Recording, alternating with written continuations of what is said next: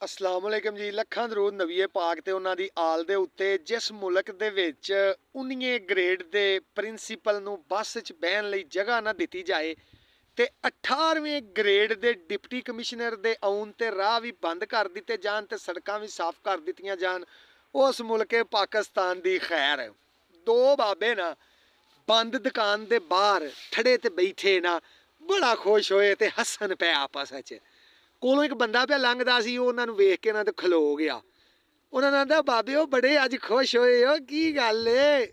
ਇੱਕ ਬਾਬਾ ਬੋਲ ਕੇ ਤੇ ਉਹਨੂੰ ਆਂਦਾ, ਯਾਰ ਮੈਂ ਨਾ ਇਹਦੇ ਨਾਲ ਮੁਲਕੀ ਮਸਾਇਲ ਤੇ ਗੱਲ ਕਰਨਾ ਵਾ ਪਿਆ। ਉਹ ਇੱਕ ਬੜਾ ਸ਼ਾਨਦਾਰ ਜਿਹਾ ਮਨਸੂਬਾ ਬਣਾਏ ਵੇ, ਉਹ ਗੱਲ ਪੈ ਕਰਦੇ ਸਾਂ। ਉਹ ਬੰਦਾ ਜਿਹੜਾ ਖਲੋਤਾ ਸੀ ਨਾ, ਉਹ ਉਹਨੂੰ ਆਂਦਾ, ਕੀ ਮਨਸੂਬਾ ਬਣਾਏ ਆ ਜੇ?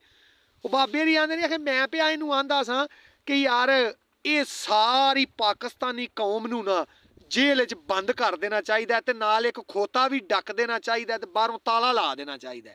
ਉਹ ਬੰਦਾ ਆਂਦਾ, ਕਿਉਂ ਜੀ? ਖੋਤਾ ਕਿ ਕਿਉਂ ਡੱਕ ਦੇਣਾ ਚਾਹੀਦਾ?